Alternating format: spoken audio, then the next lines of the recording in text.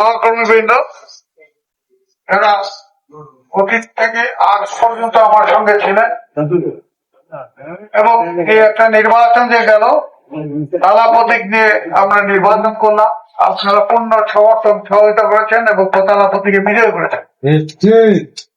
রাব্বুল আলামিনের কাছে আপনাদের জন্য শুকরিয়া আদায় করছি। রাব্বুল আলামিন আমাদেরকে এই বিজয় সুনিশ্চিত করেন। এই কথাটি কি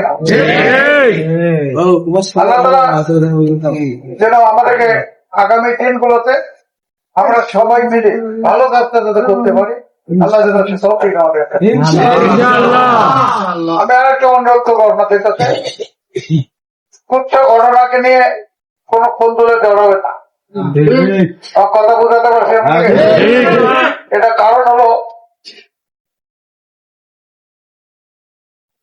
এখনো আইন শৃঙ্খলা কিন্তু ওইভাবে সুদৃঢ় হয়নি। মানে আপনার ধরুন যে নির্বাচনের সময় তো কয়েকদিন গেলে এগুলো ঠিক হয়ে যাবে।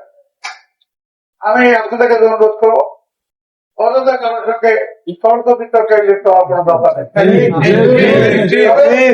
আপনারা সবাই ঐক্যবদ্ধ থাকবেন আগামীতে, যাতে করে আমরা একটু আগে জিয়াদের কথা বললো যে আগামীতে যে কোনো নির্বাচনের জন্য আমরা ঐক্যবদ্ধ থেকে এই আজকের মতো গতকালকের মতো যে বিষয়, এই বিষয়ের জন্য আমরা সুনিশ্চিত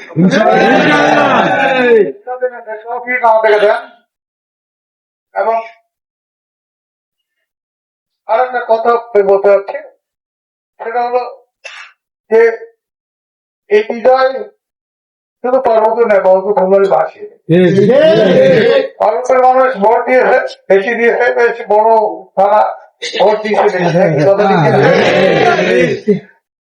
আপনারা বিশেষ করে কয়েকটা ইউনিয়ন তো অকল্পনীয় ভোট পড়ে।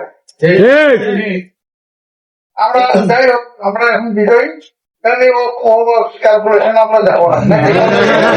আমাদের লোক আপনারা সবাই ঐক্যবদ্ধ থাকবেন। বিশেষ করে এখানে পৌর নেতৃবৃন্দ আছে, পৌর ওয়ার্ড পর্যায়ে নেতৃবৃন্দ আছে, যারা বহিষ্কারের শিকার হয়েছে। আর বহিষ্কার তো সাময়িক একটা কথা, এগুলো নিয়ে চিন্তা করার কোনো দরকার নেই। আমরা আমাদের গতিতে চলবো, আপনাদেরকে সাথে নিয়ে আমরা আমাদের গতিতে আল্লাহ যেন সেই তৌফিক দান করেন। আমরা যাতে ঐক্যবদ্ধ থেকে আগামী দিনগুলোতে আমাদের প্রতীককে আমরা প্রতিষ্ঠিত করতে।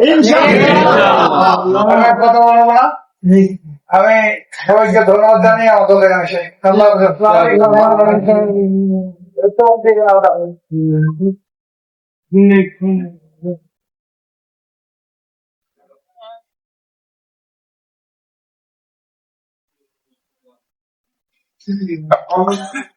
আমাদের